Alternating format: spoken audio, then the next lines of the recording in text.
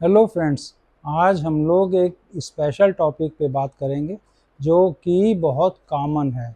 ये common condition patients में regularly पाई जाती है और आदमी इसको नज़रअंदाज करता रहता है। इसको हम लोग फेरिंजाइटिस कहते हैं। Pharyngitis means itis means inflammation of the pharynx. इसको फेरिंजाइटिस कहते हैं। अब फेरिंग्स क्या होता है? फेरिंग्स थ्रोट में जो पैलेट होता है उसके पीछे का पोर्शन, जहाँ पैलेट खत्म होता है उसके पीछे के पोर्शन से लेके गले की दीवार तक, इस पोर्शन को ओरोफेरिंग्स कहते हैं। इसके ऊपर का पोर्शन नेजोफेरिंग्स होता है और इसके नीचे का पोर्शन फेरिंग्स का लैरिंगोफेरिंग्स होता है। तो हम लोग आज ओरोफेरिंग्स की मेनली बात करेंगे, जिसमें कि इन्फ्लेमेशन होता है, तो उसको फेरिंजाइटिस कहते हैं। अब ये फेरिंजाइटिस दो तरह की होती है, एक्यूट और क्रॉनिक। एक्यूट माने कि हुई, हफ्ता 10 दिन रही और ठीक हो गई और बहुत तकलीफ दी। इस तकलीफ में क्या होता है? मरीज को गले में दर्द होता है, मरीज को बॉडी एक होता है, मरीज को फीवर होता है, मरीज को बोलने में खाने में दिक्कत होती है। और इस कंडीशन में यूजुअली ये वायरल होता है, जो कि जुकाम के साथ होता है।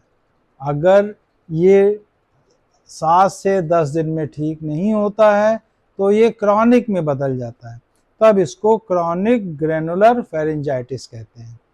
तो एक्यूट में क्या करना चाहिए? एक्यूट में 7 से 10 दिन तक जो तकलीफ होती है उसमें मरीज को रेस्ट देते हैं।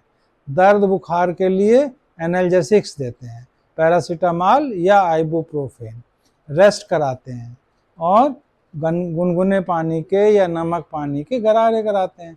तो 7 से 10 दिन में ये अपने आप ठीक हो जाता है। कई बार ये बैक्टीरियल भी होता है, जिसमें पस पड़ जाता है तो ग्लैंड्स भी आ जाती हैं। तो ऐसी कंडीशन को हम लोग एंटीबायोटिक से ठीक करते हैं। अगर ये 7 से 10 दिन तक ठीक नहीं हुआ और 2 वीक से ज़्यादा खिंच गया, या ये एक्यूट फेरिंजाइटिस बार बार हो रही है, रिकरेंट, तो ऐसी कंडीशन में ये क्रॉनिक ग्रेनुलर फेरिंजाइटिस में बदल जाती है।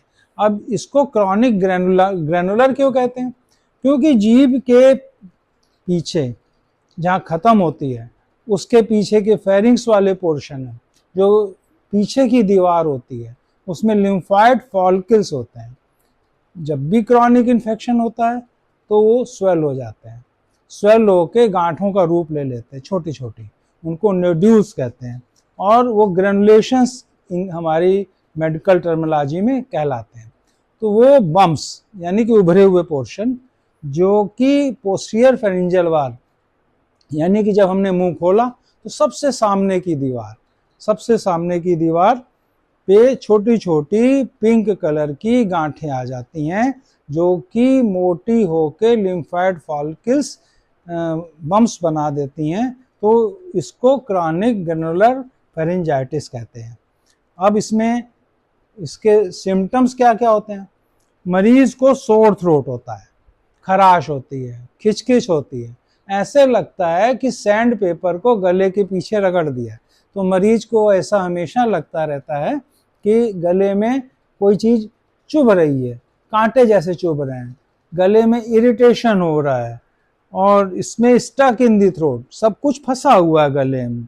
और कई बार ज़्यादा होता है तो मरीज को निगलने में भी तकलीफ होती है, कई बार सोने में भी तकलीफ होती है, गले में दर्द हो रहा होता है। और ऐसा कई बार ये होता है कि ये क्यों होता है कि नाक के पीछे से कुछ लट गिर रहा है गले में, इसको पीएनडी कहते हैं, इसकी वजह से भी ये होता है। तो हमेशा मरीज को कई बार लगता है कि ये नाक के पीछे कुछ टपक रहा है और इस गले में तकलीफ दे रहा है। अब इसके कारण क्या क्या होते हैं? सबसे पहला कारण इन्फेक्शन होता है। ये बैक्टीरिया से भी हो सकता है, ये वायरस से भी हो सकता है, ये फंगस से भी हो सकता है। अब बैक्टीरिया से जो यूजुअली होता है, ये बीटा हिमोलिटिकस स्ट्रेप्टोकोकाई से होता है। अब ये गले में जब इन्फेक्शन होता है, बच्चों में जब होता है, तो ये ब्लड स्ट्रीम के थ्रू किडनी में भी जा सकता है और जोड़ों में रूमेटिक फीवर भी कर सकता है। इसलिए इसको नज़रअंदाज नहीं किया जाना चाहिए। दूसरा, ये एलर्जी से भी हो सकता है। ये एलर्जी पॉलन की भी हो सकती है, डस्ट की भी हो सकती है, खाने पीने की किसी चीज़ से भी हो सकती है, जो हमें डिटेक्ट करनी पड़ती है। मरीज़ खुद डिटेक्ट करता है, नहीं डिटेक्ट कर पाता तो हमारे पास ब्लड टेस्ट हैं जिससे हम लोग एलर्जी के बारे में पता लगा सकते हैं कि ये एलर्जी किस चीज़ से है। और अगर एलर्जी के बारे में पता लग जाता है तो उससे अवॉइड करने की कोशिश करते हैं। तीसरा, क्रॉनिक इरिटेशन, यानी कि गले के पीछे लगातार कोई चीज़ रगड़ रही है। ये धुआं भी हो सकता है, ये स्मोक भी हो सकता है, ये सिगरेट का स्मोक भी हो सकता है, ये हवा का पॉल्यूशन भी हो सकता है, ये टोबैको भी हो सकता है, ये अल्कोहल ड्रिंकिंग भी हो सकती है। ये सब चीज़ें क्रॉनिक इरिटेशन करती हैं। अब कई बार पेट की वजह से भी GERD है तो एसिड ऊपर चढ़ता है, वो भी गले में कॉन्टिन्यूअस इरिटेशन करता रहता है। तो इस GERD में भी मरीज को सोर थ्रोट हो सकता है, तकलीफ पेट में, असर गले में आ रहा है। और इसके बाद एक और इम्पॉर्टेंट चीज़ है, अगर मरीज स्ट्रेस में रहता है, एंजाइटी में रहता है, तो उसकी वजह से भी गले में खिचखिच हो सकती है। कैसे? ये मसल टेंशन करता है, एड्रेनलिन सीक्रेट करता है। इस मसल टेंशन के साथ साथ गले में ड्राई माउथ हो जाता है, यानी सूखा हो जाता है। इस वजह से, उसकी वजह से भी गले में खिचखिच हो जाती है। कई बार गले में कैंसर भी होता है, उस वजह से भी ये खिचखिच होती है। और कई बार गले में ये नाक खुलती है ना अंदर से पीछे से, तो उस वजह से नाक की तकलीफें गले में अपना सिक्रीशन छोड़ती हैं, उस वजह से भी होता है। जैसे नेज़ल पॉलिप्स हैं या DNS है, ऐसी कंडीशन में जो नाक का सिक्रीशन होता है, वो नाक का सिक्रीशन बाहर नहीं निकल पाता तो अंदर की ओर ट्रिकल करता है। जो कि इस DNS ने, यानी नाक के सेंटर की हड्डी टेढ़ी होने ने और नाक के पॉलिप्स ने रास्ते को रोक रखा है, इसलिए वो बाहर निकलने की बदले गले में ट्रिकल करता रहता है।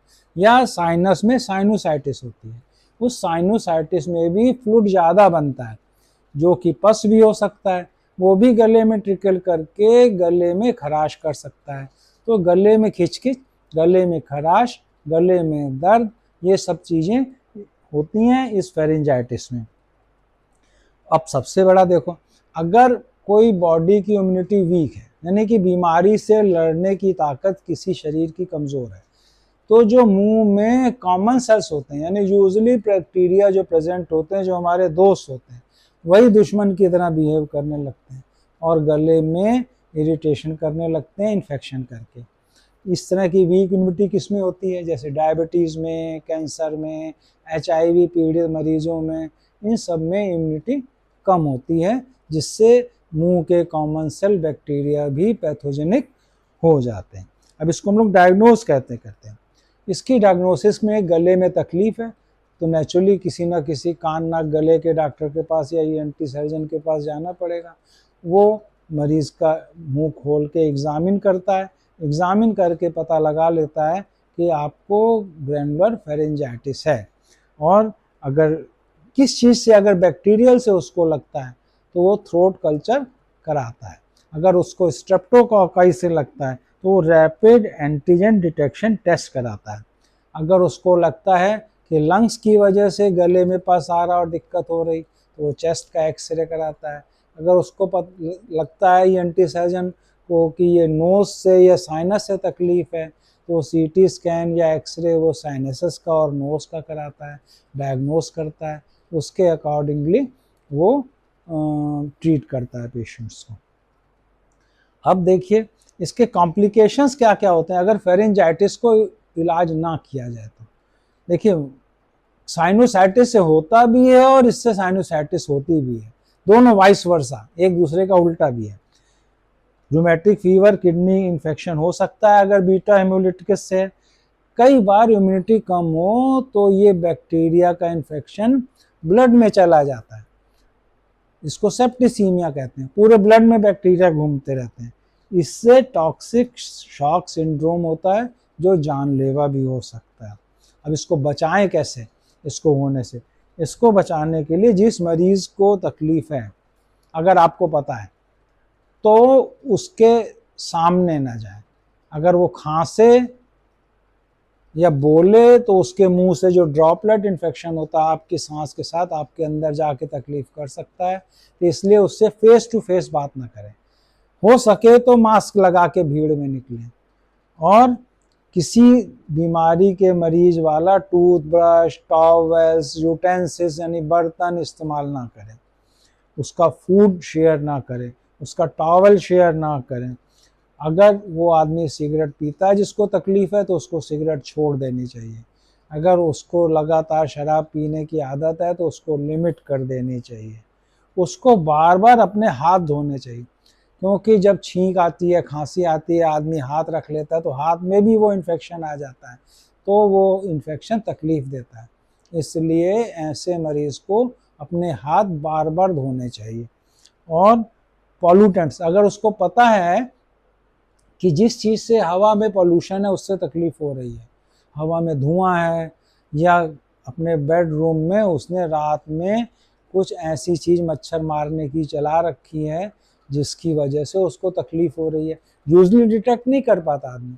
जब हम लोग उससे पूछते हैं कि भाई रात में मच्छर मारने वाली तो कोई चीज़ स्प्रे नहीं किया है, या कोई ऐसी चीज़ तो नहीं रखी जिससे स्मोक निकलता है तो आपको तकलीफ होती है, तब मरीज को समझ में आता है अच्छा हाँ वो भी तो है। तो आदमी को इस तरह पॉल्यूशन वाली चीज़ों से अवॉइड करना चाहिए, और हो सके तो बिल्कुल बंद कर देना चाहिए। इस तरह हम लोग अपनी बीमारी से, जो कि क्रॉनिक ग्रैनुलर फेरिंजाइटिस है, उससे बचाव कर सकते हैं। अब इसका ट्रीटमेंट क्या? जैसा कारण वैसा इलाज। बैक्टीरिया से है तो एंटीबायोटिक देते हैं, वायरस से है तो वायरस का कोई एंटीबायोटिक नहीं दिया जाता, तो उसको केवल रेस्ट, एनाल्जेसिक्स वगैरह देते हैं जिससे कि वो ठीक हो जाए। और अगर गले में दर्द है तो भी एनाल्जेसिक दी जाती है। उसको एंटीसेप्टिक गार्गल्स कराए जाते हैं जिससे बैक्टीरिया जो हैं उनकी ग्रोथ रुक जाए। सबसे ज़रूरी क्या है? भाई इसको कहो रेस्ट करो, सो जाओ। 2 से 3 दिन सोता है, रेस्ट करने से बॉडी इम्यूनिटी बढ़ती है और बॉडी खुद उस बैक्टीरिया को मारने के लिए तैयार हो जाती है। और सबसे ज़रूरी क्या है? अगर नोज़ के काजेज़ हैं तो साइनस की तकलीफ़ या पॉलिप्स या डीएनएस, तो उसको ईएनटी सर्जन ठीक कर देता है, पोस्ट नेज़ल ड्रिप बंद हो जाती है और गले में ग्रैनुलर फेरिंजाइटिस इम्प्रूव हो जाती है। अगर मरीज़ को पेट की वजह से है तो उसको जीईआरडी, तो उसको तला भुना नहीं खाना है, उसको एसिडिक नहीं खाना है, उसको खाने और सोने के बीच में 2 घंटे का अंतर रखना है, और उसको पीपीआई वाली ड्रग्स देते हैं जो कि एसिड को कम कर देती हैं। एसिड कम हो जाता है, गले में नहीं आता, तो गले में ग्रैनुलर फेरिंजाइटिस नहीं होती। और कई बार ऐसा होता है कि कोई तकलीफ नहीं मिली, मरीज ठीक हो गया, लेकिन उसके गले में खिचखिच बाकी है, हम लोग कोई कारण नहीं मिल रहा। तो ऐसे में जो उभरे हुए बम्स हैं उनको हम लोग कॉटरी करते हैं। ये क्रायो से करते हैं, लेज़र से करते हैं, या ओपीडी में केमिकल कॉटरी करके इसको ख़त्म कर देते हैं, तो गले के दाने जो हैं वो चुभना बंद कर देते हैं। कई बार ये बार बार होते हैं तो बार बार कॉटरी करनी पड़ती है। इसके अलावा हम लोग अगर एलर्जी से है और कारण नहीं मिल रहा तो फिर हम लोग क्या करते हैं, नेज़ल स्प्रे यूज़ करते हैं एलर्जी वाला, जिससे कि नोज़ की एलर्जी कंट्रोल होती है, पोस्ट नेज़ल ड्रिप कम हो जाती है और मरीज़ की तकलीफ आराम हो जाती है। अब हम लोग घर में कैसे करें कि शुरू के 7 से 10 दिन तक क्रॉनिक तो नहीं है और एक्यूट भी उतनी नहीं है, तो कैसे मैनेज करें? इसके लिए हम लोग नमक पानी गरारे करते हैं, ग्रीन टी इस्तेमाल कर सकते हैं, हर्बल टी इस्तेमाल कर सकते हैं, हल्दी इस्तेमाल कर सकते हैं, पानी के साथ लेमन वाटर यूज़ कर सकते हैं, और मल्टीविटामिन गमीज़ भी यूज़ कर सकते हैं। और आजकल जो नॉन वेजिटेरियन लोग हैं वो चिकन सूप यूज़ कर सकते हैं, चिकन सूप से भी आराम मिलता है। और इसके अलावा एक हनी, इसके लिए कॉमन चीज़ जो बचपन से हमारी दादी नानी बताती रहती हैं कि शहद बहुत इम्पॉर्टेंट चीज़ है। लोकल एंटी इन्फ्लेमेटरी भी होती है। तो वो कहते हैं कि शहद पी लो, 1 चम्मच शहद पी लो, या पानी में घोल के पी लो, या नींबू के साथ पी लो, या चाय में पी लो, या ऐसे ही पी लो। तो इससे शहद एक दो काम करती है, एक तो एंटी इन्फ्लेमेटरी होती है, दूसरा वो पोस्टीरियर फेरिंजियल वाल पे एक लेयर बना देती है, जिससे कि जब हम लोग निगलें बोलें तो वो डायरेक्टली इरिटेंट ना हो। सोते समय लेने से रात में नींद भी अच्छी आती है, जिससे कि गले की खिचखिच की वजह से सोने में तकलीफ नहीं होती। लेकिन एक चीज़ है, हनी जो है कभी भी 1 साल से छोटे बच्चों में नहीं देनी चाहिए। 1 साल से छोटे बच्चों में देने से बार्टुलिनम टॉक्सिन इसमें हो सकता है और बार्टोलिनिज्म टाइप की बीमारी हो सकती है। इसलिए कभी भी शहद को 1 साल से छोटे बच्चों में नहीं देना चाहिए, जो कि यूजली पुराने ज़माने में देखा गया है या देहात में देखा गया है कि दे देते हैं लोग और बच्चे को कॉम्प्लिकेशंस हो जाते हैं। इस तरह हम क्रॉनिक ग्रैनुलर फेरिंजाइटिस को घर में डॉक्टर से और प्रिवेंशन से अपने रोक सकते हैं, जिससे कि मरीज़ स्वस्थ हो और उसमें कॉम्प्लिकेशंस ना हो। Thank you.